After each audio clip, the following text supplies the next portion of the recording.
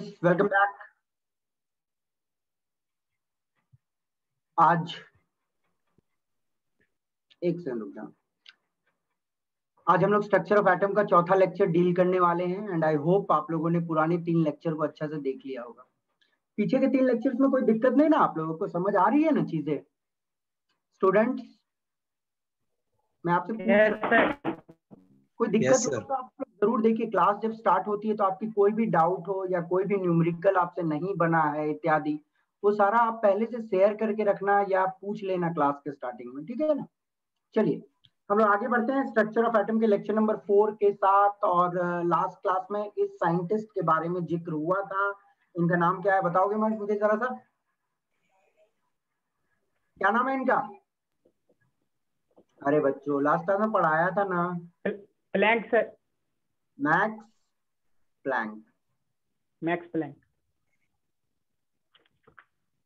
अब स्टूडेंट मुझे एक बात बताना, ये जो मैक्स प्लैंक हैं, इन्होंने क्या बताया था कि एनर्जी किस तरफ फ्लो करेगी? याद होगा? स्मॉल पैकेट्स में।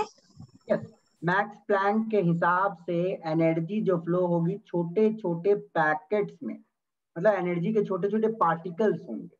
और इन छोटे छोटे जो एनर्जी के पार्टिकल्स होंगे उसका नाम उन्होंने क्या दिया था? क्वांटम, है ना? उसका नाम दिया था क्वांटम। और लाइट के सबसे छोटे पैकेट को क्या बोलेंगे? फोटॉन। याद रहनी चाहिए ये चीज। देखो आज मैक्स प्लैंक की थ्योरी से पूरी फोटो इलेक्ट्रिक इफेक्ट को लेना देना है, और फोटो इलेक्ट्रिक इफेक्ट हम लोगों ने जस्ट स्टार्ट किया था लास्ट क्लास में। ओके, ये चीज आपकी क्लियर रहनी चाहिए। तो प्लैंक सजेस्टेड दैट, प्लैंक ने बोला था कि जो ये एटम्स होते हैं, ठीक है ना, ये जो मॉलिक्यूल्स होते हैं वो एनर्जी एमिट और absorb in the form of क्या करेंगे? फोटोन्स करेंगे, या in the form of quantum. Quantum करेंगे,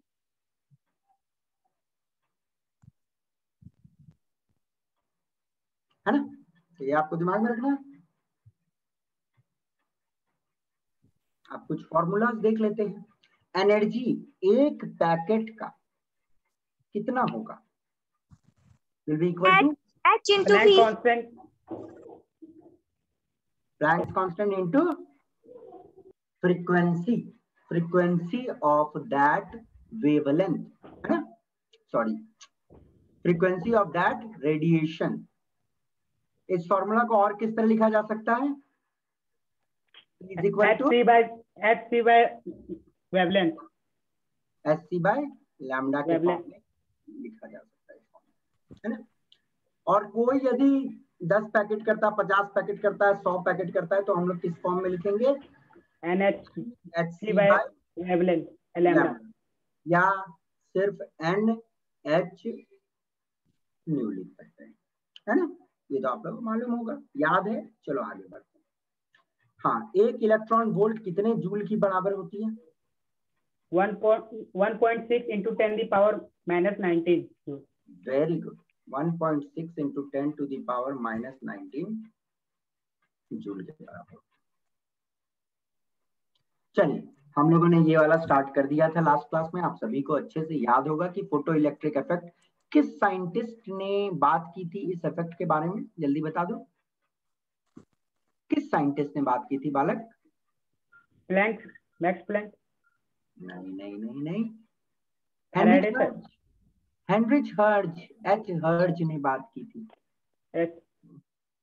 बताया था ना लास्ट क्लास में, भूल गए क्या? किस साल में बात हुई थी? 1887 में इन्होंने फोटो इलेक्ट्रिक इफेक्ट के बारे में बताई थी। अच्छा, आज कोई क्लास में न्यू बच्चा है क्या? एनीबडी? संतोष सर, आज क्लास में कोई न्यू बच्चा है क्या? संतोष सर, आज क्लास में यस सर। हाँ, क्लास में आज कोई न्यू स्टूडेंट है क्या? नहीं, लास्ट क्लास तो आपका सारा बच्चा किया ही है, जितना भी है। Okay, thank you sir. चलिए, तो फोटो इलेक्ट्रिक इफेक्ट जो चीज था, इसके बारे में हेनरिच हर्ट्ज ने सबसे पहले इंट्रोड्यूस किया था 1887 में। ओके, अब उन्होंने क्या बताई थी आपको मालूम है? कुछ ऐसे मेटल्स रहते हैं जैसे कि पोटासियम है, रुबिडियम है, सीजियम है, उन पे लाइट गिरता है तो क्या निकल जाती है? पोटासियम रुबाइड, इलेक्ट्रॉन्स निकल जाती है। कुछ ऐसे मेटल्स होते हैं जैसे कि पोटासियम, रुबिडियम और सीजियम, उस पे यदि इलेक्ट्रॉन गिरता है तो लाइट निकल जाती है। सॉरी, उस पे लाइट गिरता है तो इलेक्ट्रॉन निकल जाती है। और इन इलेक्ट्रॉन का हम लोगों ने एक स्पेशल नेम दिया था। इन इलेक्ट्रॉन को हम लोग क्या बोलेंगे?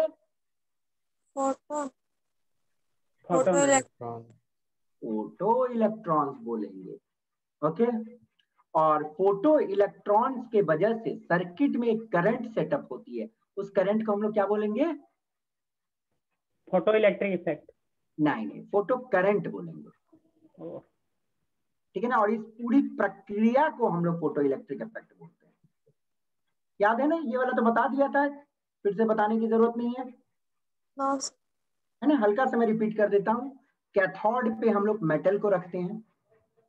कैथोड मतलब नेगेटिव टर्मिनल पे मेटल को रखे, उस पे लाइट गिरी। लाइट जैसे ही गिरा तो लाइट के छोटे छोटे packet of energy photons absorb हुई, इलेक्ट्रॉन निकली, और इलेक्ट्रॉन नेगेटिव चार्ज है, पॉजिटिव प्लेट से अट्रैक्ट हुआ तो पूरी सर्किट को कंप्लीट कर देता है, पूरी सर्किट में घूम जाता है। और जब इलेक्ट्रॉन पूरी सर्किट में घूम जाती है तो करंट सेटअप होता है ना। आप सभी को मालूम है, इलेक्ट्रॉन यदि सर्किट कंप्लीट कर देता है तो करंट सेटअप हो जाती है। और करंट जो सेटअप होता था उसको हम लोग बोलते थे फोटो करंट। और इस पूरी प्रक्रिया को हम लोगों ने बोले फोटो इलेक्ट्रिक इफेक्ट। चलिए, ये तो सिंपल एक्सपेरिमेंट आप लोगों ने लास्ट क्लास तक देख लिया। He is the great scientist Heinrich hertz, जिन्होंने ये वाला एक्सपेरिमेंट किया था। अब चलो इस एक्सपेरिमेंट की ऑब्जर्वेशन क्या थी। देखो, आप लोग एक्सपेरिमेंट करते हो, लाइफ में बहुत सारे साइंटिस्ट एक्सपेरिमेंट करते हैं, आप लोग भी एक्सपेरिमेंट करोगे। और एक्सपेरिमेंट में सबसे इंपॉर्टेंट चीज क्या बोलते हैं टीचर्स आपको नोट करने के लिए? बताना। जब भी एक्सपेरिमेंट करते हो तो teacher observation sir. Observation. Yes ना। तो फोटो इलेक्ट्रिक इफेक्ट की एक्सपेरिमेंटल ऑब्जर्वेशन क्या क्या थी? ठीक है भैया, एक्सपेरिमेंट किया गया, बट एक्सपेरिमेंट में क्या क्या ऑब्जर्वेशन थी वो तो जानना जरूरी है ना। तो चलिए हम लोग देखते हैं उन सारे ऑब्जर्वेशन को जो इस एक्सपेरिमेंट में देखा गया था। पहला ऑब्जर्वेशन था कि ejection of electron is instantaneous. Instantaneous शब्द का मतलब मुझे कोई बता सकता है? कोई भी? क्या होता है इंस्टैंटेनियस शब्द का मतलब? रुक के सर, रुक के, लेकिन कंटिन्यूअसली। इंस्टैंटेनियस का मतलब होता है एकदम तुरंत, उसी इंस्टेंट पे, उसी इंस्टेंट पे। इंस्टैंटेनियस बोलने का मतलब क्या है? हम आपको एक झापड़ मारेंगे तो दर्द आपको उसी टाइम में होगा कि 1 घंटे बाद होगा? इंस्टेंटेनियस है, एकदम उसी टाइम में दर्द होगा, दैट इज इंस्टैंटेनियस।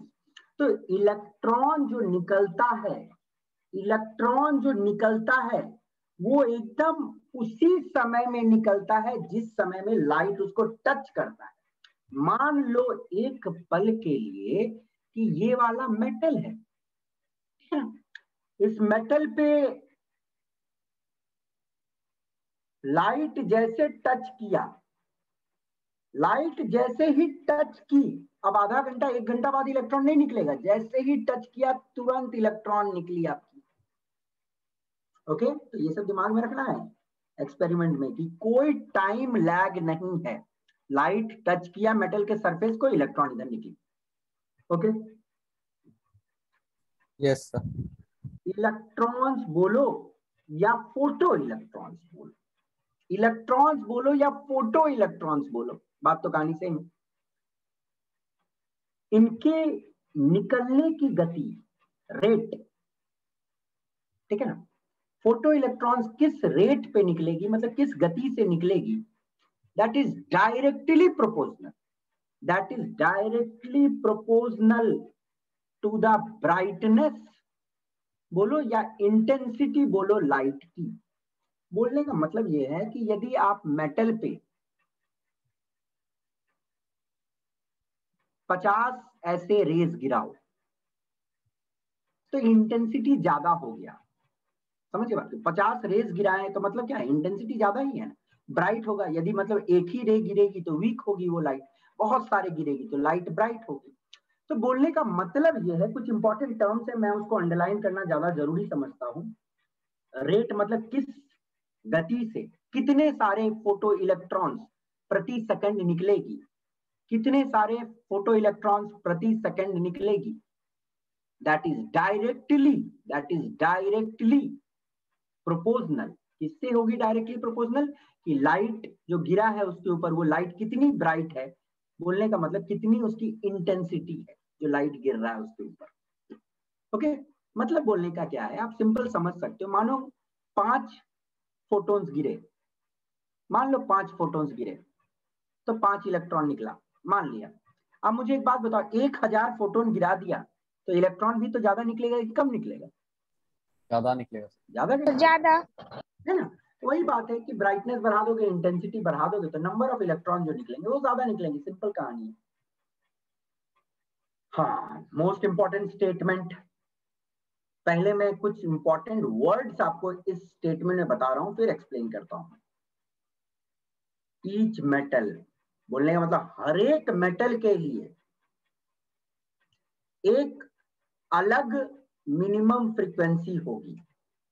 मतलब बोलने का मतलब है कि मैंने 10 मेटल लिया, ठीक है ना, और 10 मेटल से मुझे इलेक्ट्रॉन निकालना है, तो ये जरूरी नहीं है कि मैं एक मेटल पे मानो 5 की लाइट गिराया तो इलेक्ट्रॉन निकल गया मान लो, तो दूसरी मेटल पे 5 ही का लाइट गिराने से इलेक्ट्रॉन निकल जाएगा, ऐसा कोई जरूरी नहीं है। कोई मेटल यदि 5 की लाइट गिराने से निकल रहा है, मान लो 5, मैं यूनिट नहीं बता रहा हूं, मान लो 5 की एनर्जी वाले लाइट गिरे, इलेक्ट्रॉन निकल गई एक मेटल से, तो ये जरूरी नहीं है कि दूसरी मेटल पे ही 5 की लाइट गिरेगी तब इलेक्ट्रॉन निकलेगी, नहीं। हो सकता है उसको रिक्वायरमेंट ज्यादा की हो सकता है उसको रिक्वायरमेंट कम की हो। तो फोटो इलेक्ट्रिक इफेक्ट को ऑब्जर्व करने के लिए, बोलने का मतलब फोटो इलेक्ट्रॉन्स को निकालने के लिए, बोलने का मतलब इलेक्ट्रॉन्स को निकालने के लिए हर एक मेटल के लिए एक डिफरेंट मिनिमम फ्रीक्वेंसी होती है, और जिसके नीचे की फ्रीक्वेंसी वाली लाइट यदि उस पर गिरेगी तो इलेक्ट्रॉन नहीं निकलेगा। मान लो एक पल के लिए, चलो मैं एक छोटा सा सिंपल एग्जांपल दे रहा हूं, आप समझ जाओगे।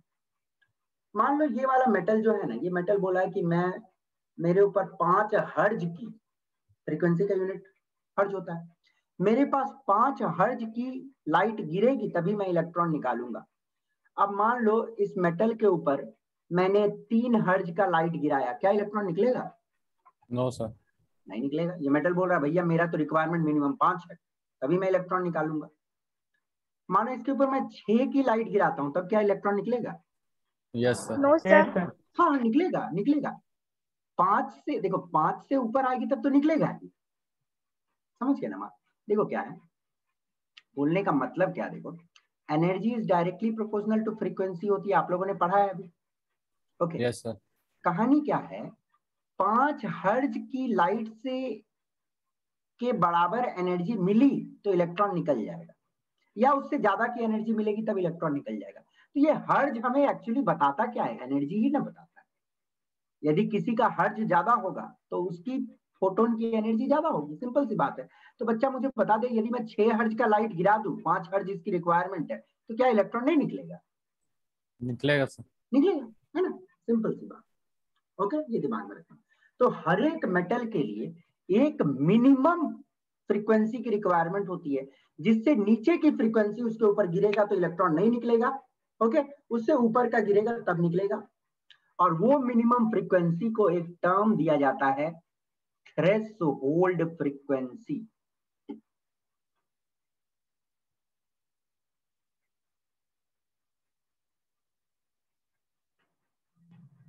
जिसको हम लोग डिनोट करते हैं with the letter nu not.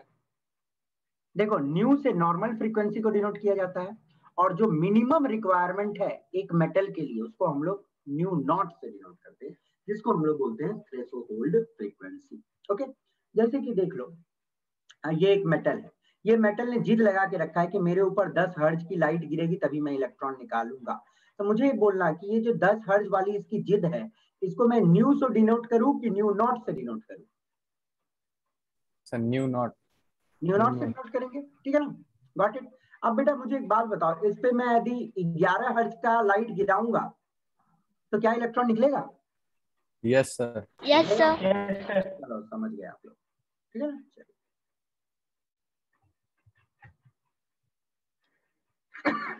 Extremely sorry. Kinetic energy, देख बेटा ध्यान से सुनना, काइनेटिक एनर्जी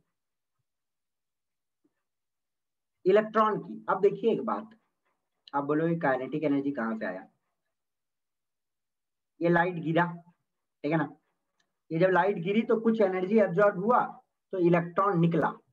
जब इलेक्ट्रॉन निकलता है तो छटक के निकलता है ना, जब इलेक्ट्रॉन निकली तो छटक के बाहर निकली। जब छटक के कोई चीज बाहर निकलता है तो उसमें कुछ मोशन तो रहता है, और मोशन के तहत उसमें तो कुछ एनर्जी होगी, उसी एनर्जी को तो काइनेटिक एनर्जी बोला जाता है। तो काइनेटिक एनर्जी जो होती है ये निकलने वाली इलेक्ट्रॉन की, काइनेटिक एनर्जी जो होती है इलेक्ट्रॉन्स की, जो इलेक्ट्रॉन निकलता है, is directly proportional to the frequency of light. ध्यान से समझिएगा इस बात को। देखो बच्चा, मान ले कोई मेटल है, मान लो इस मेटल ने बोला कि मुझ पे 10 हर्ट्ज की लाइट गिरेगी तब मैं इलेक्ट्रॉन निकालूंगा। ओके, तो ये जो 10 हर्ट्ज है बेसिकली क्या हो रहा है, मैं क्या कर रहा हूं, E is equal to H nu कर रहा हूं, है ना, फ्रीक्वेंसी से इनटू कर रहा हूं प्लैंक कांस्टेंट को, तो मुझे एनर्जी की वैल्यू मिल जा रही है, उसके सबसे छोटे पैकेट की एनर्जी की वैल्यू मिल जा रही है, वो एब्जॉर्ब होता है और इलेक्ट्रॉन निकल जाता है। Got it? अब यहाँ पे क्या बोला गया है, मुझे एक बात बताओ, ये 10 हर्ट्ज इसकी रिक्वायरमेंट है, मैं इस पे 10 हर्ट्ज की ही लाइट गिराऊंगा। ओके, तो मुझे एक बात बताना, जरा सोच के आप बताना कि क्या जो इलेक्ट्रॉन निकलेगा उसके पास कुछ एनर्जी होगी? मुझे आप दिमाग लगाओ, सोचने का। Yes sir. होगी? आप सभी को लग रहा होगी? Yes sir. Yes yes sir, ठीक है। जरा जरा और अच्छा, चलो एक एग्जांपल देता हूँ। मान लो आप हीरापुर जानते हो आप लोग कहाँ पे है? Yes sir. सब जानते हो जितने बच्चे हैं? ठीक है, मान लो आप लोग डिसाइड किए, मतलब आप लोग में से कोई एक बच्चा डिसाइड किया कि आज जाएंगे मार्केट और एक किताब खरीदेंगे, और आपने दिमाग में इधर उधर से सब दोस्तों से पूछ के ये पता किया था कि जो बुक खरीदना है उसका दाम 400 रुपया है, ठीक है, और आपने अपने पापा से 500 रुपया लिया और मार्केट चल दिया, और आप क्या सोचे कि 400 रुपया बुक में लगेगा और जो 100 रुपया बचेगा उसमें कुछ खाएंगे, गुपचुप चाट कुछ खाएंगे, उससे जाके मस्ती करेंगे। बट आप जब मार्केट गए और किताब खरीदे दुकान में, तो दुकान वाला बोला भैया अब तो किताब का दाम बढ़ गया, इसका दाम 500 रुपया है। तो आपके पास जो 500 रुपये थे वो तो खर्च हो गए। आप मुझे एक बात बताओ, आपको गुपचुप खाने के लिए पैसा बचा? No sir. No sir. नहीं बचा।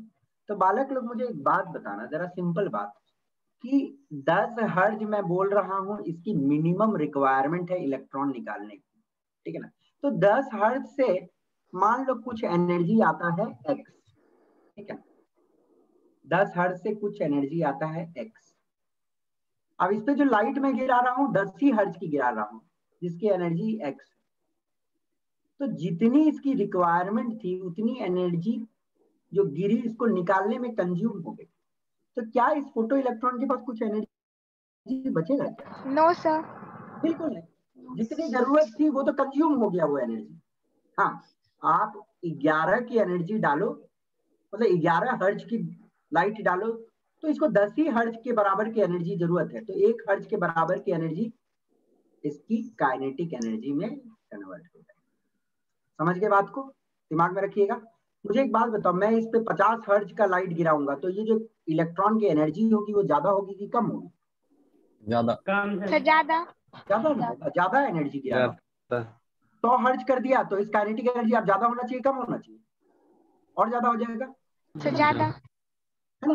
तो काइनेटिक एनर्जी जो इलेक्ट्रॉन निकलेगा उसकी डायरेक्टली प्रोपोर्शनल होती है फ्रीक्वेंसी से। यदि लाइट की फ्रीक्वेंसी आप बढ़ा दोगे तो काइनेटिक एनर्जी इलेक्ट्रॉन का ज्यादा हो जाएगा, लाइट की फ्रीक्वेंसी यदि घटा दोगे तो काइनेटिक एनर्जी कम हो जाए। Got it? समझ गए? हाँ, और एक मिनिमम रिक्वायरमेंट सुन लीजिए। जो फ्रीक्वेंसी उसके ऊपर गिर रही है उसकी वैल्यू थ्रेशोल्ड फ्रीक्वेंसी से ऊपर रहना चाहिए, तभी कुछ काइनेटिक एनर्जी होगा। अब मुझे एक बात बताओ, मैं ये इक्वल टू कर दूं तब क्या कुछ काइनेटिक एनर्जी होगा? ये जो मैं इक्वल टू किया, क्या ये सही है कि गलत है? बताओ, सही है कि गलत? गलत गलत है। क्यों गलत है? क्योंकि भैया यदि बराबर की गिरेगी तो बराबर की मतलब उतनी ही एनर्जी मिली उसको जितना निकलने के लिए चाहिए। बात खत्म। तो ज्यादा होनी चाहिए। बट अब देखो, फोटो इलेक्ट्रिक इफेक्ट को एक्सप्लेन करने की बारी आई। फोटो इलेक्ट्रिक इफेक्ट को एक्सप्लेन करने की बात आई तो भैया एक्सप्लेन तो किया जा सकता है उन्हीं थ्योरी से जो थ्योरी उस जमाने में एग्जिस्ट करती है ना। तो फोटो इलेक्ट्रिक इफेक्ट आई थी 1887 में। तो चलो 1887 में ही जो थ्योरीज होगी उन्हीं थ्योरी के मदद लगा के इस फिनोमिनन को समझने का कोशिश किया गया होगा।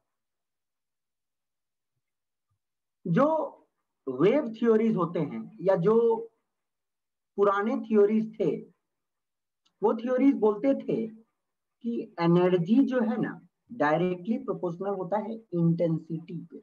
बोलने का मतलब ये है, मान लो ये एक मेटल है, इस पे मैं एक लाइट गिराया, मान लो इससे एनर्जी 5 की आई, तो मैं बताओ ऐसे यदि 10 गिरा दूंगा तो टोटल एनर्जी कितनी हो जाएगी? आप भी बोलोगे कितनी होगी? बताओ।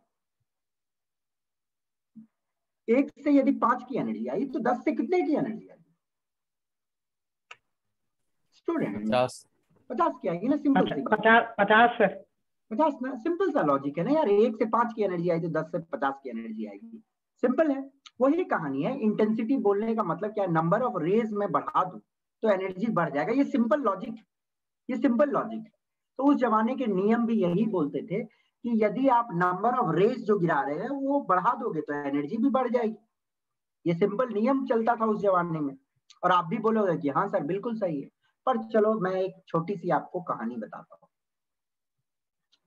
मान लीजिए ये वाला सोडियम मेटल है, ठीक है। ये सोडियम मेटल पे मैं क्या करता हूं, एक रेड कलर का लाइट गिराया, ठीक है ना। एक रेड कलर का लाइट गिराया सोडियम मेटल के ऊपर। ये वाला सोडियम मेटल है नीचे में, ठीक है ना। अच्छा बेटा बताना मुझे, रेड की फोटोन की एनर्जी सबसे कम होती है कि सबसे ज्यादा होती है?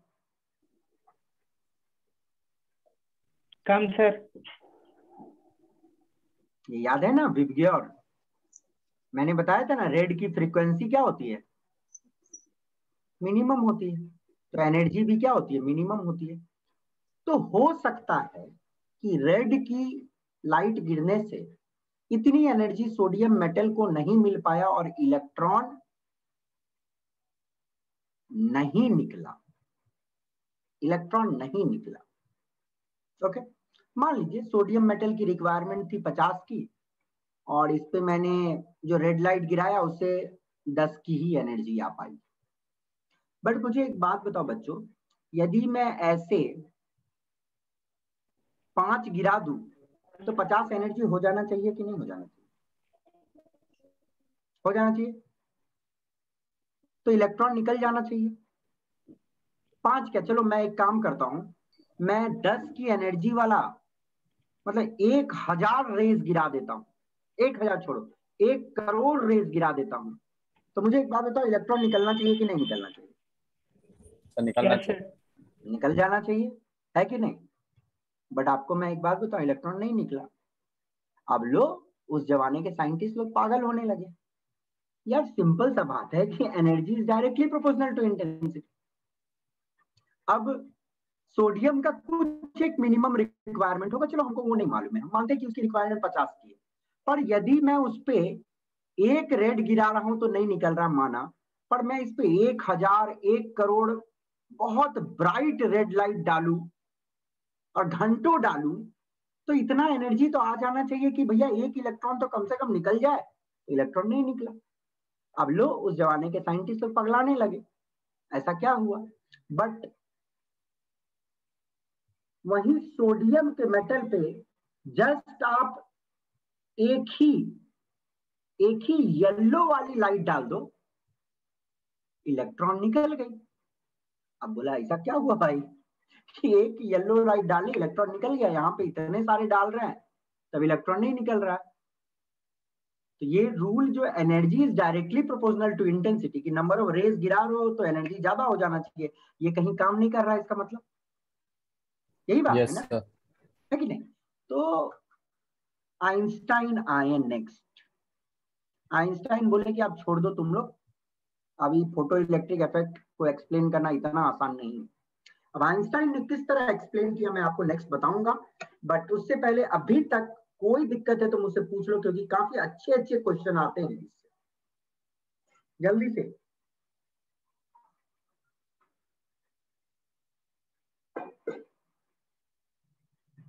कोई दिक्कत अभी तक तो पूछ लीजिए बेटा। नो नहीं ना, ठीक है ना। तो चलो मैं थोड़ा सा रिपीट कर देता हूँ फोटो इलेक्ट्रिक इफेक्ट को। एक बात, फोटो इलेक्ट्रिक इफेक्ट मतलब एक मेटल की सरफेस है, उस पर लाइट गिरती है, इलेक्ट्रॉन निकल जाती है। ओके, इसको पुराने जमाने की थ्योरी जो बोल रही है कि एनर्जी एडअप हो जाती है, वो नहीं हो पा रहा, उस थ्योरी से एक्सप्लेन नहीं हो पा रहा। तो इसको कैसे आइंस्टाइन ने एक्सप्लेन किया 1905 में हम लोग देखते हैं। 1905 में आइंस्टाइन ने बोला कि इसको मैं एक्सप्लेन करता हूं, और इसको एक्सप्लेन करने के लिए उन्होंने प्लैंक की क्वांटम थ्योरी का यूज किया। ओके, देखो कैसे एक्सप्लेन किया प्लैंक की क्वांटम थ्योरी को लेकर। आइंस्टाइन ने बोला, ध्यान से सुनो, आइंस्टाइन ने बोला कि हर एक मेटल की अपनी एक एनर्जी रिक्वायरमेंट है। ध्यान से सुनो, आइंस्टाइन ने बोला कि हर एक मेटल की अपनी एक मिनिमम एनर्जी रिक्वायरमेंट है, उस पे यदि उससे नीचे का फोटोन गिरेगा तो इलेक्ट्रॉन नहीं निकलेगा। बोलने का मतलब, एक पल के लिए मान लो, मैं पेन का कलर चेंज कर ले रहा हूं थोड़ा। ये जो मेटल दिख रही है ब्लैक जैसी, आपको एक रॉड दिख रही है, ये कोई मेटल है मान लो। ये मेटल ने बोला कि मेरे ऊपर यदि 50 की एनर्जी वाली फोटोन गिरेगी तभी मैं इलेक्ट्रॉन निकालूंगा। मैं यूनिट नहीं स्पेसिफाई कर रहा हूं, जस्ट मैं आपको समझा रहा हूं अभी कि ये मेटल ने बोला कि मेरे ऊपर 50 की एनर्जी वाली फोटोन गिरेगी तभी मैं इलेक्ट्रॉन निकालूंगा। तो इसकी मिनिमम रिक्वायरमेंट है 50 की एनर्जी वाली फोटोन। ओके, तो उस मिनिमम एनर्जी को हम लोग डिफाइन करते हैं वर्क फंक्शन। ध्यान से सुनो, एक टर्म में इंट्रोड्यूस कर रहा हूं, वर्क फंक्शन। अब बेटा वर्क फंक्शन को हम लोग डिनोट करते हैं विद द लेटर फाई, ऐसे फाई से डिनोट करते हैं, या कहीं कहीं डब्ल्यू भी लिखा रहता है, या कहीं ना कहीं ई नॉट भी लिख देता है उसको, चिंता करने की जरूरत नहीं। तो वर्क फंक्शन क्या होती है? Minimum energy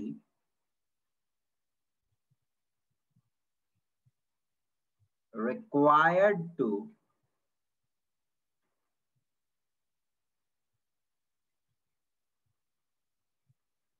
eject an electron। ठीक है ना। अब मैंने चलो अभी आपको ये बताया कि ये मेटल ने जिद लगा के रखा है कि भैया मेरे ऊपर 50 की एनर्जी वाली फोटोन गिरेगी तभी मैं इलेक्ट्रॉन निकालूंगा। अब मुझे एक बात बताओ, चलो मैं इस पे एक रेडिएशन डाला, ओके, जिसकी एनर्जी है मान लो 40, ओके, उसके जो फोटोन की एनर्जी है 40, क्या इलेक्ट्रॉन निकलेगा, हाँ या ना? No sir. नहीं निकलेगा, ठीक है। अब मैं क्या करता हूं, ये जो लाइट गिरा रहा हूं इसकी फ्रीक्वेंसी को मैं चेंज करता हूं, मतलब फ्रीक्वेंसी को मैं बढ़ाता हूं। तो यदि मैं फ्रीक्वेंसी बढ़ाऊंगा तो ऑब्वियस सी बात है, आपको मालूम है कि E is equal to H nu. तो फ्रीक्वेंसी मैं इंक्रीज किया, तो मान लो फ्रीक्वेंसी इंक्रीज करने से फ्रीक्वेंसी हो गई 60, सॉरी एनर्जी हो गई 60, क्या इलेक्ट्रॉन निकलेगा? Yes yes sir. Yes sir. 60 की एनर्जी डाला, 50 इसकी रिक्वायरमेंट थी, बाकी 10 की एनर्जी इलेक्ट्रॉन की क्या होगी? Kinetic energy. काइनेटिक। बहुत अच्छा, ठीक है ना। मान लीजिए कि मैं फ्रीक्वेंसी को और इंक्रीज करता हूं, ठीक है ना।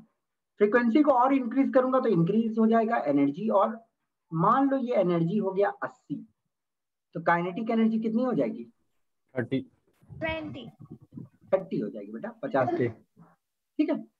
ओके, तो आप लोग ये समझ पा रहे हो आप, गॉट इट। तो हम एक चीज बोल रहे हैं, ध्यान से देखना, एनर्जी सप्लाइड, मतलब जो एनर्जी आप सप्लाई कर रहे हो, that is equal to energy required plus kinetic energy. तो बच्चा मैं जो इक्वेशन लिखा हूं, क्या आपको ये इक्वेशन सही लग रही है कि जितनी एनर्जी सप्लाई करोगे उसकी कुछ पार्ट उसकी रिक्वायर्ड है इलेक्ट्रॉन निकालने की, बाकी काइनेटिक एनर्जी हो जाएगी इलेक्ट्रॉन की? सही लग रहा है ये इक्वेशन? सर क्या बोल रहे हो बेटा? सर माइनस होगा ना वहाँ पे? माइनस होगा, चलिए मैं समझाता हूँ। 80 का एनर्जी मैंने सप्लाई किया, 50 रिक्वायरमेंट थी, और प्लस 30 काइनेटिक एनर्जी, तो 50 प्लस 30 80 की है, तब ना 80 के बराबर होगा। समझ आई? सही है सर। है ना, यस सर। है ना। एनर्जी सप्लाइड 80, रिक्वायर्ड 50, तो काइनेटिक एनर्जी कितनी? 30, है 30। ना। तब ना 50 प्लस 30 मिला के 80 हुई। ओके, चलिए। तो एनर्जी सप्लाइड होगी एच न्यू, है ना, एक पर्टिकुलर फ्रीक्वेंसी से आएगी। ओके, अब मान लो एक पल के लिए ये वाला एनर्जी 50 ही रहता, ये वाला एनर्जी 50 ही रहता, तो काइनेटिक एनर्जी कुछ रहता क्या उसके पास? No sir. नहीं रहता। 0। अच्छा, एक बात बताइएगा मुझे कि ये जो मिनिमम एनर्जी आती है वो मिनिमम फ्रीक्वेंसी से आएगी ना, जिस फ्रीक्वेंसी को हम लोग क्या बोलते हैं? थ्रेशोल्ड फ्रीक्वेंसी, याद आया? Yes sir. मिनिमम फ्रीक्वेंसी से तो मिनिमम एनर्जी आएगी, जिसको थ्रेशोल्ड फ्रीक्वेंसी बोलते थे। तो एनर्जी रिक्वायर्ड जो रहती है ना, दैट इज वर्क फंक्शन, जिसको हम लोग एच न्यू नॉट बोल सकते हैं, क्या है ना? यस। इसको एच न्यू नॉट इसका फॉर्मूला हो गया। न्यू नॉट मतलब थ्रेशोल्ड फ्रीक्वेंसी से आएगी वर्क फंक्शन। थ्रेशोल्ड फ्रीक्वेंसी मतलब मिनिमम फ्रीक्वेंसी वाली जो रहेगी उसी के बराबर जो एनर्जी होगी उसको वर्क फंक्शन बोलेंगे, plus kinetic energy. Kinetic energy को लिख दे हाफ mv²। तो बेटा ये इंपॉर्टेंट फॉर्मूला है, ठीक है ना। ये फॉर्मूला को आप भूल नहीं सकते हो, ये दिमाग में रखिएगा। ओके, ये फॉर्मूला को आप भूल नहीं सकते हो। This is a very important formula, please keep in mind. मैं इसको आपके लिए हाईलाइट कर दिया हूं। Energy supplied is equal to energy required plus kinetic energy. Okay, energy supplied will be H nu. Okay, energy supplied will be H nu which will be equal to energy required h nu naught plus half mv²। Okay, तो Einstein ने photo electric effect को इस तरह explain किया कि भैया यदि आपको इलेक्ट्रॉन निकालनी है तो आपको जो फोटोन गिरानी है वो फोटोन इसके वर्क फंक्शन के बराबर होनी चाहिए, तब जाके ये फोटोन एब्जॉर्ब होगा और इलेक्ट्रॉन निकलेगी। समझ गए बात को? Got it? अब कुछ बच्चे इस तरह बोल सकते हैं, एक पल के लिए ध्यान से सुनना। मान लो मैं जो डाल रहा हूं उससे आई एनर्जी 40, ठीक है ना, एक डाला उससे आया एनर्जी 40, और एक दूसरा डाला, ठीक है ना, ओके, और एक दूसरा डाला, मान लो सेम डाला, ये दोनों ग्रीन कलर की ही है मान लो, ओके, ये भी डाला 40। तो मुझे एक बात बताओ कि अब क्यों नहीं इलेक्ट्रॉन निकली? क्योंकि आपने इसके एक्सपेरिमेंटल ऑब्जर्वेशन में ये पढ़ा था, याद करो, कि इजेक्शन होगी इलेक्ट्रॉन की जैसे ही लाइट गिरेगी, जैसे ही लाइट गिरेगी उसी समय इलेक्ट्रॉन निकलेगा। बट देखो बेटा ध्यान से यहाँ पे कि आपने एक लाइट गिराया, एक लाइट गिराया तो 40 आई, तो भैया उसका फोटोन में इतना ताकत था ही नहीं कि वो इलेक्ट्रॉन निकाल पाएगा। दूसरा जब गिराएंगे तो उससे क्या मतलब है कि इलेक्ट्रॉन को तो निकलना तुरंत है, दूसरा आएगा तो थोड़ा देर बाद आएगा ना।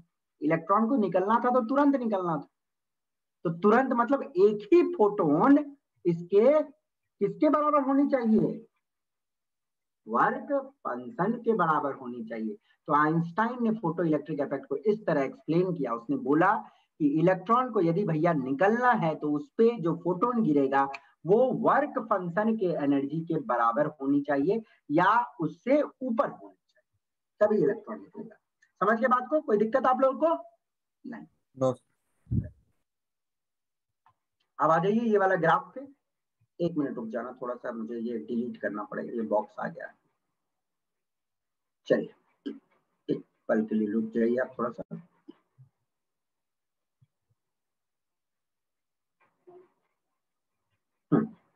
आपके पास मैंने ग्राफ दिया हुआ है काइनेटिक एनर्जी वर्सेस फ्रीक्वेंसी का। मतलब काइनेटिक एनर्जी मैंने लिया है एक्स एक्सिस पे और फ्रीक्वेंसी लिया है मैंने वाई एक्सिस, ठीक है ना। आप मुझे बताना कि इन तीनों ग्राफ में से कौन सा ग्राफ काइनेटिक एनर्जी और फ्रीक्वेंसी का ग्राफ होगा। 2019 में ये आईआईटी मेंस में आया हुआ क्वेश्चन, ये दोनों सेम कर दिया मैंने। काइनेटिक एनर्जी वर्सेस फ्रीक्वेंसी का कौन सा ग्राफ आपको सही लग रहा है? A B C? ए। पक्का? ये सर 100%? यस। थोड़ा और सोचोगे, मैं थोड़ा सा हिंट दे रहा हूं आपको, कुछ कुछ देखिए आप समझ पाओ तो ठीक है।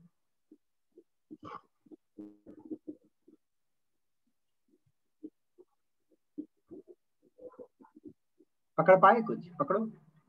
सेकंड वाला होगा।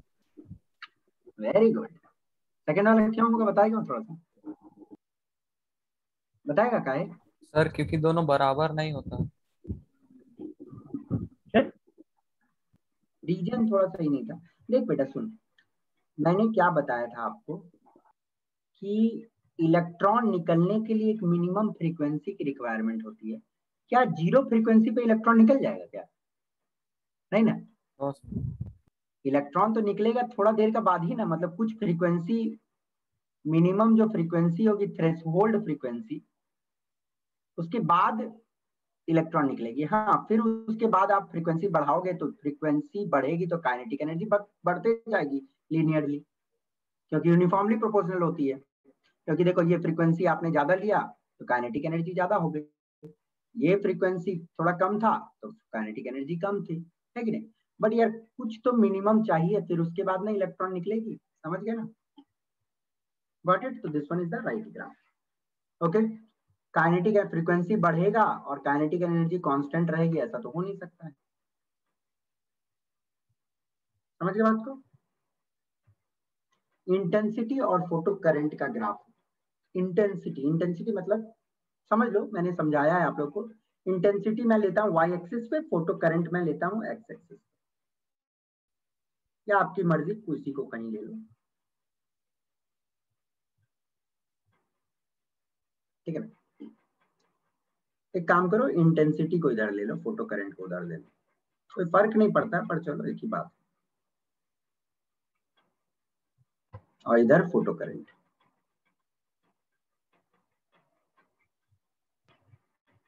अच्छा मुझे ग्राफ बनाना होगा ना।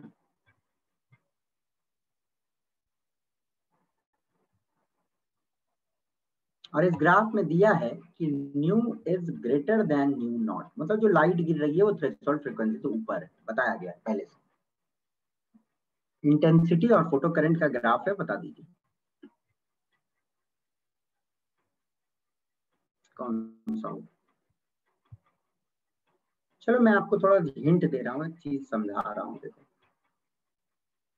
फोटो करंट मतलब क्या होता है, मान लो एक लाइट रे गिरा तो एक इलेक्ट्रॉन निकला, दूसरी लाइट रे गिरी, दूसरी इलेक्ट्रॉन निकली, तीसरी गिरी, तीसरी इलेक्ट्रॉन निकली, चौथी गिरी, चौथी इलेक्ट्रॉन निकली। मतलब जैसे ही नंबर ऑफ रेज बढ़ रहा है, इंटेंसिटी बढ़ रहा है, इलेक्ट्रॉन्स भी ज्यादा निकल रहे हैं। तो इलेक्ट्रॉन ज्यादा निकलेगा तो करंट ज्यादा होगा या कम होगा? ज्यादा। ज्यादा होगा। तो कौन सी ग्राफ आपको ए बी सी में कौन ए सी सही लगी? ए बी सी में ए सर वाली ए सही है ना। इंटेंसिटी बढ़ रही है तो भैया आपकी ग्राफ एकदम लीनियरली बढ़ेगा। ओके, बाकी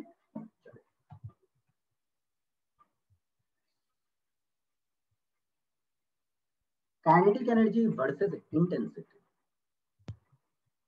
kinetic energy versus intensity.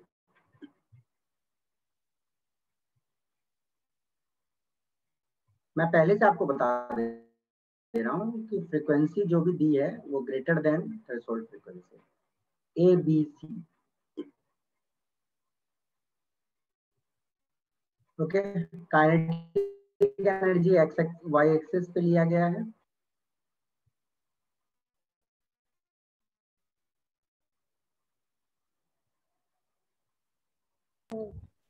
Sir A okay बताना है एवरेज काइनेटिक एनर्जी ए।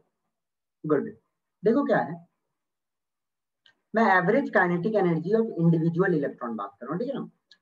देखिए क्या है, मान लो इंटेंसिटी में एक लाइट रे गिराया, इसकी एनर्जी थी 20 और इसका वर्क फंक्शन था 10। तो जो इलेक्ट्रॉन एक निकला उसकी तो एनर्जी होगी 10। दूसरा मैं गिराऊंगा, मानो 20 वाला ही गिरा रहा हूं, तो दूसरी इलेक्ट्रॉन निकलेगी उसकी एनर्जी 10 रहेगी। तीसरा मैं गिराऊंगा 20 की, तो जो इलेक्ट्रॉन निकलेगी उसकी एनर्जी 10 ही रहेगी। तो मुझे एक बात बताओ, नंबर ऑफ रेज गिरा देने से नंबर ऑफ इलेक्ट्रॉन्स बढ़ रहे हैं, बट क्या इंडिविजुअल इलेक्ट्रॉन की काइनेटिक एनर्जी या बोलूं एवरेज काइनेटिक एनर्जी क्या इंक्रीज डिक्रीज हो रहा है क्या? No sir. नहीं।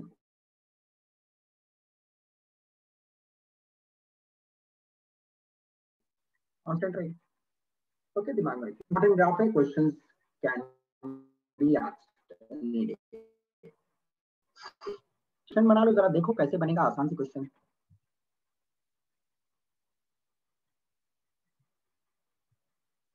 The threshold frequency for a metal is इतना, calculate the kinetic energy of an electron emitted when radiation of frequency इतना hits the metal.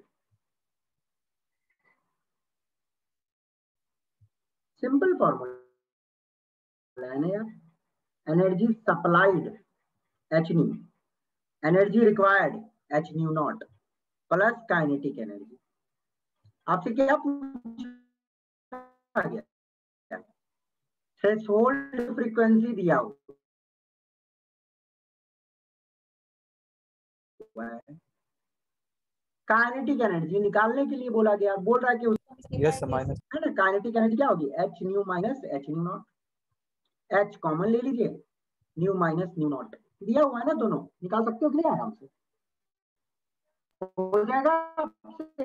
Yes sir. H H की value तो सबको मालूम रहती है।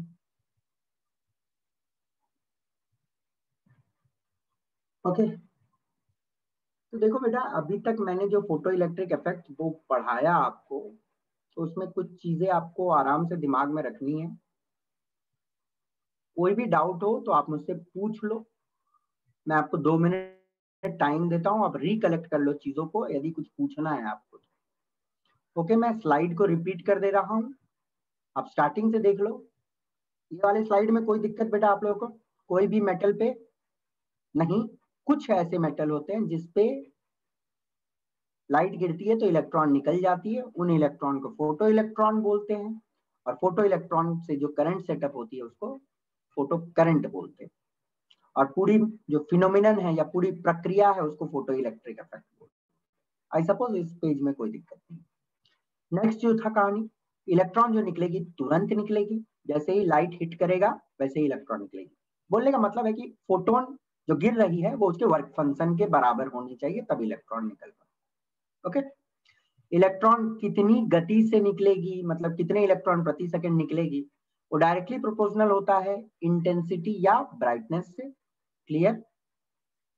हर एक मेटल के लिए एक मिनिमम फ्रीक्वेंसी डिफाइंड है, जिसके नीचे की फ्रीक्वेंसी उस पे ऊपर गिरेगी तो इलेक्ट्रॉन नहीं निकलता है। ओके, वो मिनिमम फ्रीक्वेंसी को क्या फ्रीक्वेंसी बोलते हैं? Threshold frequency. थ्रेशोल्ड फ्रीक्वेंसी बोलते हैं, ठीक है ना। काइनेटिक एनर्जी इलेक्ट्रॉन की डायरेक्टली प्रोपोर्शनल होगी जो फ्रीक्वेंसी गिर रही है उसके ऊपर। फ्रीक्वेंसी बढ़ाओगे तो काइनेटिक एनर्जी बढ़ेगी, जो हम लोग ग्राफ में देखे, और उसका एक नेसेसरी कंडीशन ये भी याद रखिएगा। Okay, energy is directly proportional to intensity वाली थ्योरी फोटो इलेक्ट्रिक इफेक्ट को नहीं एक्सप्लेन कर पाया। आइंस्टाइन ने एक्सप्लेन किया कि एनर्जी जितना आप सप्लाई करते हो उसकी कुछ पार्ट उसकी एनर्जी रिक्वायरमेंट रहती है और कुछ काइनेटिक एनर्जी के फॉर्म में जाती है। Got it? ये कहानी और ये कुछ ग्राफ्स हैं। क्लियर बेटा? शैल आई मूव फॉरवर्ड? ओके, चलिए देखो, अभी तक मैंने जितनी बात की थी आपसे वो फोटो इलेक्ट्रिक इफेक्ट के बारे में, मतलब बहुत ही बेसिक चीज थी।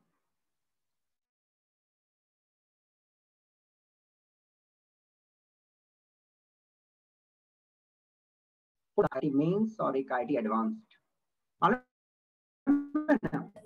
यस।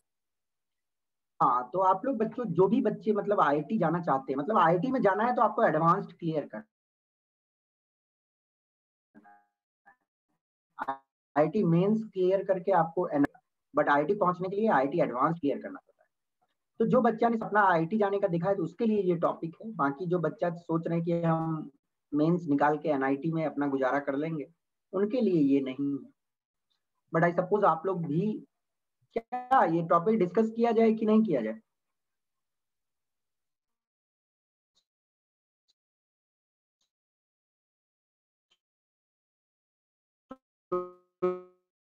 Students, yes.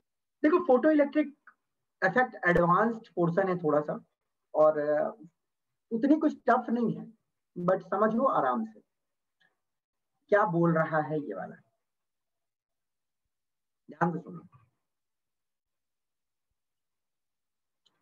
इलेक्ट्रॉन्स जो एमिट होगी, ओके, एक इलेक्ट्रॉन नहीं बोल रहा, इलेक्ट्रॉन्स मतलब एक से ज्यादा इलेक्ट्रॉन्स एमिट होगी। इलेक्ट्रॉन्स जो एमिट होगी मतलब बहुत सारे इलेक्ट्रॉन जो निकलेगी, उन सबकी काइनेटिक एनर्जी डिफरेंट रहेगी। मतलब सारे इलेक्ट्रॉन जो निकलेंगे उन सबकी काइनेटिक एनर्जी सेम रहेगी, ये जरूरी नहीं है। अब बोलो ऐसा रहेगा, क्यों जरूरी क्यों नहीं है? बता दे पहले के लिए।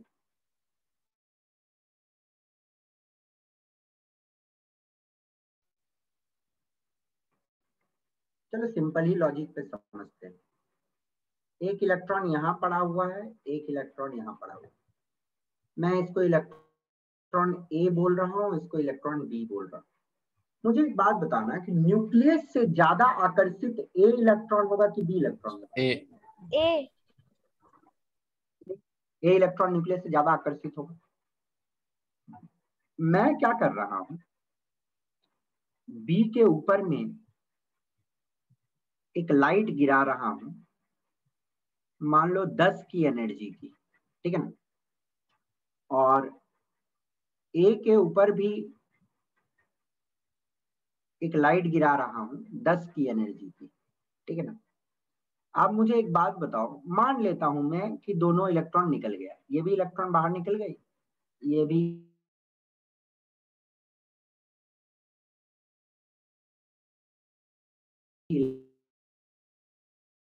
इलेक्ट्रॉन बाहर, इलेक्ट्रॉन काइनेटिक एनर्जी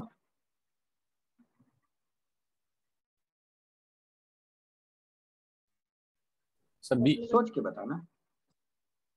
बी के पास काइनेटिक एनर्जी ज्यादा होगा, सिंपल सी बात है यार। ए जब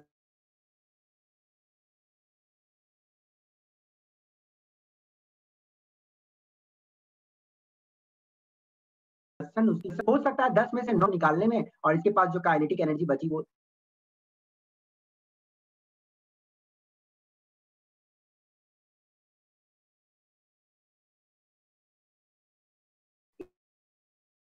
एक ही बची लगी है किसी इलेक्ट्रॉन का। ध्यान से सुनना,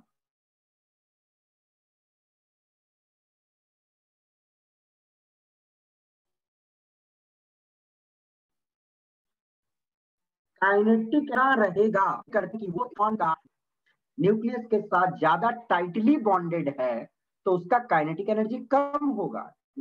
न्यूक्लियस के साथ अच्छे से बाउंडेड नहीं है तो उसको निकालना आसान होगा, उसकी काइनेटिक एनर्जी ज्यादा होगी। तो क्या आप ये दो लाइन समझ गए? आगे बढ़ू। द इक्वेशन, हम लोगों ने जो इक्वेशन पढ़ा है आइंस्टाइन का, H nu is equal to H nu not plus kinetic energy.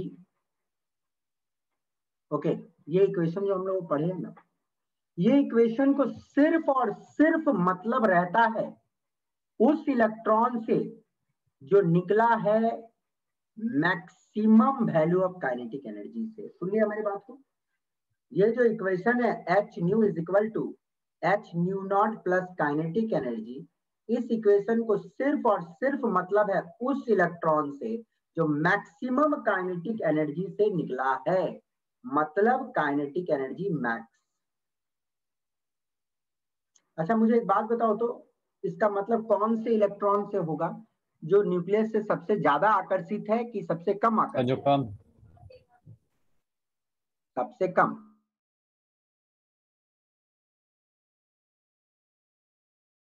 है ना, मतलब काइनेटिक एनर्जी मैक्सिमम किसकी होगी? है ना, लीस्ट नहीं बोलना चाहिए, मोस्ट लूजली बॉन्डेड। मतलब जो न्यूक्लियस से सबसे कम आकर्षित है वो जब निकलेगी तो सबसे आसानी से निकलेगी और उसकी काइनेटिक एनर्जी मैक्सिमम रहेगी। तो देखो यूं तो जब पढ़ाने टाइम जूनियर क्लासेस में पढ़ाया जाता है तो ये इक्वेशन को इसी तरह लिख दिया जाता है, H nu is equal to H nu not plus kinetic energy, but इसका मतलब उस काइनेटिक एनर्जी से रहता है जो मैक्सिमम वैल्यू से निकलता है। समझ गए बात को? आइंस्टाइन का इक्वेशन का मतलब सिर्फ उस इलेक्ट्रॉन से है जो मैक्सिमम वैल्यू से निकलता है। चलिए देखते हैं अब किस तरह ये maximum value of kinetic energy को मेजर किया जा सकता है। ये maximum value of kinetic energy को, अच्छा मुझे एक बात बताना, ये जो एमीटर बोलो या मेटल बोले जिससे इलेक्ट्रॉन निकलती है, उसको कौन सा प्लेट पे लगाते थे हम लोग एक्सपेरिमेंट में? याद करके बताओ। नेगेटिव।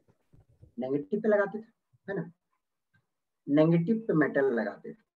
बट जब आपको काइनेटिक एनर्जी मैक्सिमम, मतलब उस इलेक्ट्रॉन जो सबसे ज्यादा काइनेटिक एनर्जी से निकलेगा उसकी वैल्यू में उसको लगाना है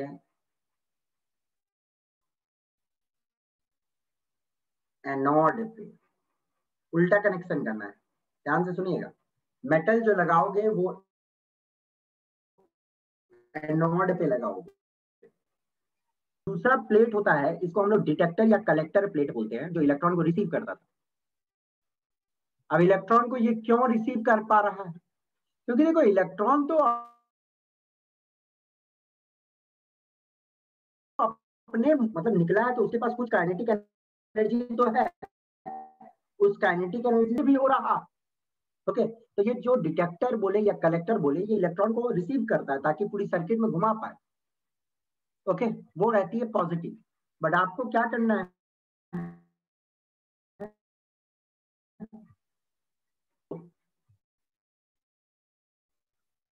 उस पे नेगेटिव कनेक्शन करना है, सिंपल बात।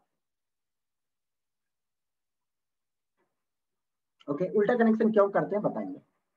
तो ये उल्टा कनेक्शन किया, अब हम लोगों ने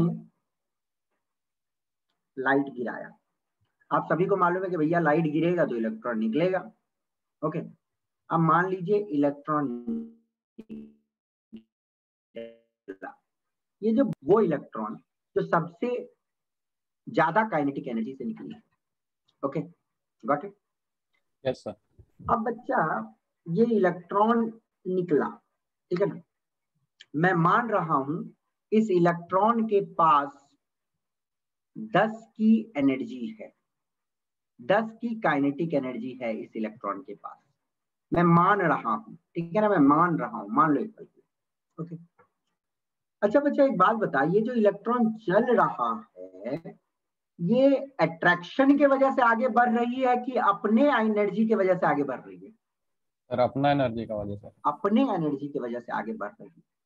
ओके, बट आप ये भी बात जान लो, कहीं ना कहीं इसको नेगेटिव प्लेट से रिपल्सन ही मिल रहा होगा, नेगेटिव प्लेट से रिपल्सन ही मिल रहा होगा ना, है कि नहीं? Yes sir. ओके, तो मैं मानता हूं एक पल के लिए कि ये इलेक्ट्रॉन मूव कर रही है और सर्किट में कुछ करंट दिख रहा है, करंट दिख रही है, एमीटर में कुछ रीडिंग आपको दिख रही है, मतलब सर्किट में करंट चल रहा है। ओके, देखिए ये 10 की एनर्जी से आगे बढ़ रहा था और मैं मानता हूं ये इधर से 5 की रिपल्सन दे रहा है। ओके, फिर भी तो इस इलेक्ट्रॉन के पास 5 की एनर्जी बच जा रही है। इस काइनेटिक एनर्जी में मान लिया इस इलेक्ट्रॉन की 10 है, 5 की रिपल्सन मिल रही है, तो 5 की एनर्जी फिर भी बच रही है और ये आगे जा रहा है और सर्किट में करंट बन रहा है। ओके, मैं क्या करूंगा, मैं पोटेंशियल को बढ़ाऊंगा, ये जो एक्सटर्नल सोर्स मैंने लगाया है, ओके, इसके वोल्टेज को मैं इंक्रीज करूंगा। अच्छा बच्चा मुझे एक बात बताना, मैं वोल्टेज जब इंक्रीज करूंगा तो इधर से जो रिपल्सन मिल रहा है वो बढ़ेगा कि घटेगा?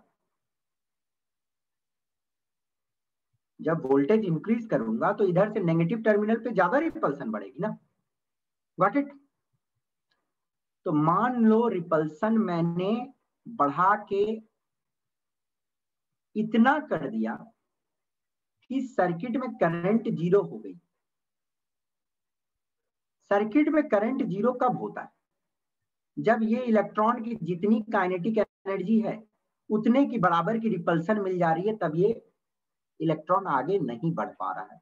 और इलेक्ट्रॉन मानो यहां तक पहुंच ही नहीं पाएगा तो सर्किट में घूमेगा कहां से? इलेक्ट्रॉन को रिपल्सन से रोक दिया जा रहा है। ओके, तो ध्यान से देखना मैंने किया क्या क्या। मैंने क्या किया, पोटेंशियल को इंक्रीज किया, ये वाला पोटेंशियल को बढ़ाया, बढ़ाऊंगा तो भैया नेगेटिव प्लेट से भी रिपल्सन ज्यादा लगेगी, तो पोटेंशियल को मैंने इस तरह एडजस्ट किया, बोले तो इस तरह बढ़ाया कि जो सबसे तेज वाला इलेक्ट्रॉन था जिसके पास मैक्सिमम काइनेटिक एनर्जी थी, ओके, वो फेल कर जाए, वो नहीं पहुंच पाए कलेक्टर प्लेट तक। बोलने का मतलब सर्किट में आपको करंट क्या करना है, जीरो करना है। ओके, जब तक सर्किट में करंट जीरो ना हो जाए आपको वोल्टेज को बढ़ाते रहना। जिस पॉइंट पे वोल्टेज इतना हो गया, मतलब जब आप वोल्टेज को बढ़ा रहे हो, यहाँ से इस पोटेंशियल को जब बढ़ा रहे हो तो आप तो रिकॉर्ड कर रहे हो ना कि इतना बढ़ाया इतना बढ़ाया। जिस पॉइंट पे आपको लगा कि सर्किट में करंट जीरो हो गई, उस पॉइंट पे बढ़ाना छोड़ देना और ये वाला रीडिंग तो आपको मिल जाएगा कि कितना बढ़ाया गया। ओके, देखो एक छोटा सा चीज मैं आप लोगों को बताता हूँ।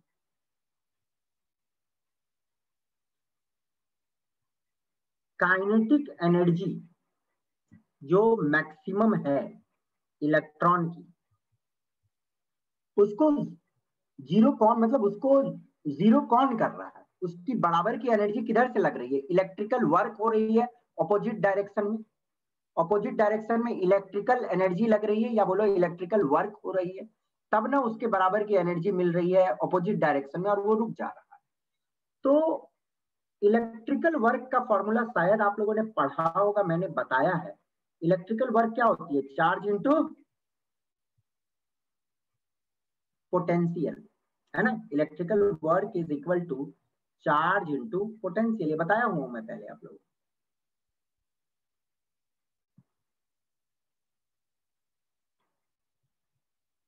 Got it. यस अब देखिए काइनेटिक एनर्जी मैक्सिमम मुझे निकालना था। चार्ज किसके वजह से है भैया? इलेक्ट्रॉन है उसके वजह से चार्ज है। Okay, into V velocity. Velocity नहीं मानना है इसको, ये पोटेंशियल है, ठीक है ना, वी बड़ा वी। ओके, तो ध्यान से देखो बच्चों, यहाँ पे मुझे पोटेंशियल मालूम है कि कितना मैंने पोटेंशियल किया था तब जाके इलेक्ट्रॉन रुक गया था।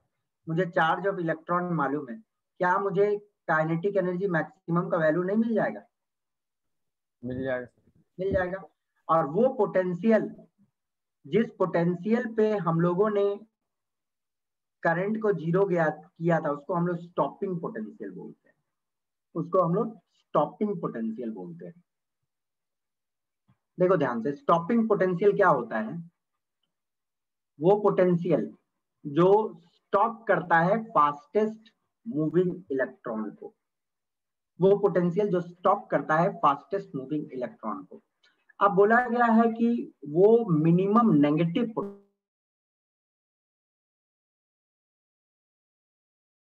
पोटेंशियल। नेगेटिव क्यों? देखो एक्स डायरेक्शन में, ओके, पॉजिटिव एक्स डायरेक्शन में इलेक्ट्रॉन मूव कर रहा है, तो पोटेंशियल क्या है? मैंने उल्टा डायरेक्शन में लगाया हुआ है। Yes sir. तब डायरेक्शन में, नेगेटिव एक्स डायरेक्शन में, सॉरी, नेगेटिव एक्स डायरेक्शन में, इसलिए हम इसको हम लोग नेगेटिव पोटेंशियल बोलते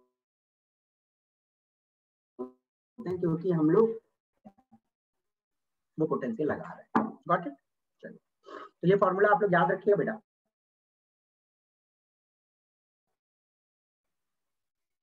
काइनेटिक एनर्जी क्या? चार्ज इनटू, चार्ज को मैं क्यू से ही लिख रहा हूं, बट आपको मालूम होना चाहिए क्यू इलेक्ट्रॉन की चार्ज है, into stopping potential. Stopping potential का वैल्यू तो आपको वोल्टमीटर से मिल जाएगा। चार्ज मालूम है, काइनेटिक एनर्जी मैक्सिमम आप निकाल सकते हो। इस फॉर्मूला को चाहो तो इस तरह भी लिख सकते हो, हाफ mv² बट मैक्सिमम वाली, okay, is equal to charge into stopping potential. अब देखिए, stopping potential is directly proportional to kinetic energy maximum. बच्चा मुझे एक बात बताना कि यदि इलेक्ट्रॉन की काइनेटिक एनर्जी ज्यादा होगी तो आपको ज्यादा नेगेटिव पोटेंशियल लगाना पड़ेगा कि कम लगाना पड़ेगा? ज्यादा लगाना पड़ेगा। ज्यादा लगाना पड़ेगा। ओके, आप मुझे एक बात बताना, काइनेटिक एनर्जी और फ्रीक्वेंसी का भी तो आपने रिलेशन पढ़ा हुआ है ना? काइनेटिक एनर्जी फ्रीक्वेंसी के साथ कैसे वेरी करता है? डायरेक्टली वेरी करता है, ठीक है? Yes sir. तो बच्चा देख एक बात ध्यान से कि ये वाला इससे जुड़ा हुआ है और ये वाला इससे जुड़ा हुआ है, तो मैं बोल सकता हूँ कि stopping potential is directly proportional to frequency, yes है ना? बोल सकता हूँ, वेरी सिंपल। मतलब ये वही कहानी हुआ, जैसे मतलब कि ए बी के साथ रिश्ता में है और बी सी के साथ रिश्ता में है, तो ए और सी रिश्ता में होगा कि नहीं होगा? Yes sir. होगा ना? तो वही कहानी है। तो स्टॉपिंग पोटेंशियल की डायरेक्ट रिलेशन होती है फ्रीक्वेंसी से। मतलब फ्रीक्वेंसी जितना ज्यादा होगा उतना ज्यादा काइनेटिक एनर्जी होगा, काइनेटिक एनर्जी जितना ज्यादा होगा उतना ज्यादा स्टॉपिंग पोटेंशियल होगा। देखो ये सारे ग्राफ्स एग्जाम में पूछे हुए ग्राफ है, बड़ा इंपॉर्टेंट ग्राफ है ये सब। अब इस ग्राफ से क्या क्या चीज आप सीख सकते हो वो सीखो पहले, जब क्वेश्चन तो एडवांस लेवल में पूछा गया है ये सब, बट आप सीखो ध्यान से। ये ग्राफ मैंने बनाया है स्टॉपिंग पोटेंशियल और फोटो करंट का। एक्स एक्सिस पे स्टॉपिंग पोटेंशियल ली गई, ओके, स्टॉपिंग पोटेंशियल को Vs से डिनोट किया जाता है, ओके, और इधर मैंने लिया है फोटो करंट, ओके, लिखने की जरूरत नहीं है, एक्स एक्सिस पे फोटो करंट लिया, ओके। देखिए ये जो ग्राफ है, ये एक ग्राफ है, ये मैंने इंटेंसिटी आई पे बनाया है। ये वाला ग्राफ मैंने इंटेंसिटी 2i पे बनाया है। ये वाला ग्राफ मैंने इंटेंसिटी 3i पे बनाया है। अब बच्चा लोग मुझे इस ग्राफ को देख के बताना, ये वाला एक्स एक्सिस से फोटो करंट है, ठीक है ना? सॉरी वाई एक्सिस पे फोटो करंट है, एक्स एक्सिस में, वाई एक्सिस से फोटो करंट है, इधर फोटो करंट है, ओके। अब आपको क्या दिख रहा है? इंटेंसिटी जब आई है तो करंट एक्स है, मान लेता हूं, इंटेंसिटी जब मैंने डबल किया तो करंट भी डबल हो गई। इंटेंसिटी मैंने 3 टाइम्स किया तो करंट भी 3 टाइम्स हो गई। तो ये सही है कि नहीं सही है? ये ग्राफ से आपको ये इंफॉर्मेशन पता चल रहा है? यस क्योंकि सर। है ना, इंटेंसिटी बढ़ा रहा हो तो भैया करंट भी बढ़ रहा है, क्योंकि नंबर ऑफ इलेक्ट्रॉन्स तो बढ़ जाएगी। बट मेरा क्वेश्चन आप लोगों से यही है कि ये तीनों ग्राफ एक ही पॉइंट पे आके काहे गिरा है, एक ही स्टॉपिंग पोटेंशियल पे क्यों आके गिरा है? ऐसा होना चाहिए कि ये ग्राफ को दूसरा स्टॉपिंग, इसको यहाँ ऐसे गिरना चाहिए, पर तीनों एक ही पॉइंट पे क्यों गिरा है? आप थोड़ा बता सकते हैं मुझे दिमाग लगा के, तीनों एक ही पॉइंट पे क्यों गिरा है?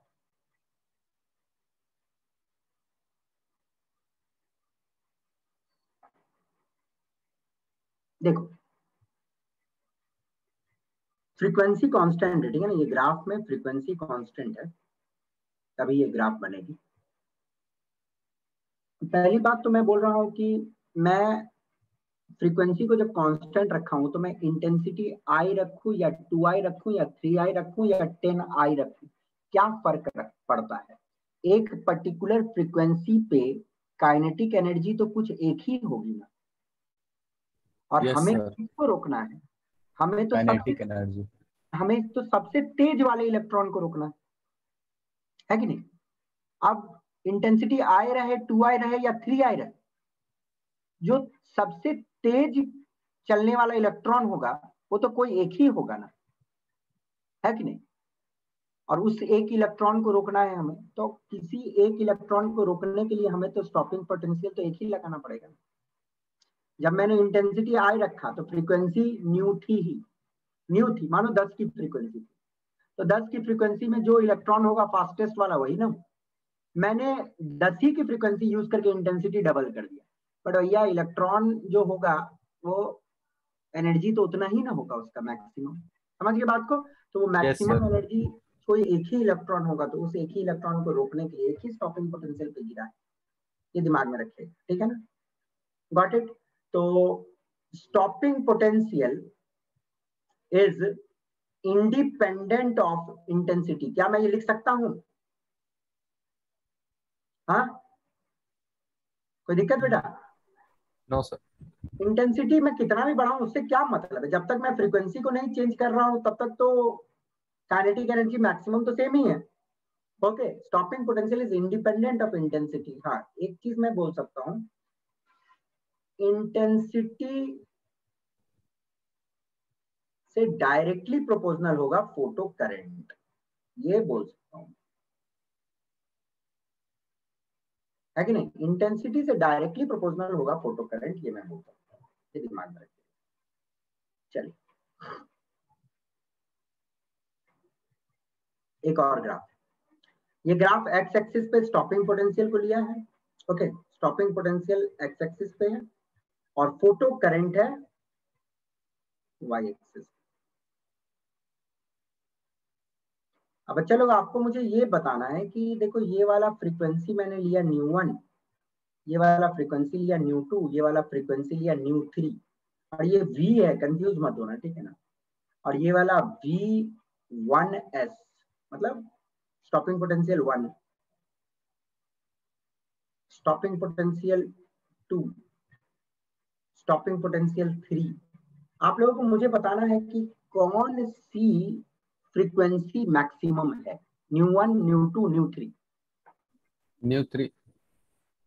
वेरी गुड, ν3 का है, क्योंकि ν3 को रोकने के लिए हम देख रहे हैं कि सबसे ज्यादा स्टॉपिंग पोटेंशियल लगाया जा रहा है ना, इधर पोटेंशियल इंक्रीज हो रही है, तो मैं सबसे ज्यादा स्टॉपिंग पोटेंशियल जिसमें लगा रहा हूं उसकी एनर्जी सबसे ज्यादा है, और उसकी एनर्जी सबसे ज्यादा है, कैसे पता चलता है एनर्जी ज्यादा है?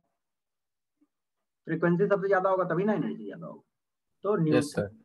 is greater than ν2 which is greater than ν1, क्योंकि ν3 वाला इलेक्ट्रॉन को रोकने के लिए सबसे ज्यादा एनर्जी लग रही है, सबसे ज्यादा एनर्जी लग रही है तो सॉरी सबसे ज्यादा स्टॉपिंग पोटेंशियल लग रही है, ज्यादा स्टॉपिंग पोटेंशियल लगाना पड़ रहा तो ज्यादा एनर्जी, वेरी सिंपल, है कि नहीं? तो ये सारे कुछ कहानी है फोटो इलेक्ट्रिक इफेक्ट की। देखो फोटो इलेक्ट्रिक इफेक्ट के बहुत सारे कुछ क्वेश्चन 5-10 मुझे करवाने हैं आप लोग क्वेश्चन।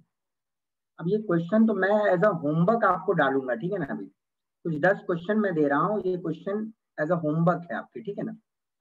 बट यदि आपसे नहीं बनेगा, ये मैं 10 क्वेश्चन दिया हूँ कुछ, और ये कुछ और अलग से 9 क्वेश्चन, ये नेक्स्ट क्लास के स्टार्ट में मैं आपसे डिस्कस करूंगा। फिलहाल आज के लिए मैं थैंक यू बोलूंगा। नेक्स्ट क्लास में जब हम लोग मिलेंगे तो बेटा अच्छे से पढ़ के आना है इस टॉपिक को, और कोशिश करना, देखो फ्रस्ट्रेट मत होना यदि क्वेश्चन नहीं बन रहा है, क्योंकि जो भी क्वेश्चन मैंने दिए हैं आपको वो आईटी में आए हुए क्वेश्चन है, तो थोड़े टफ तो होंगे ही, कुछ इजी क्वेश्चन भी है। लास्ट में जो 10 क्वेश्चन दिए वो तो बिल्कुल इजी है।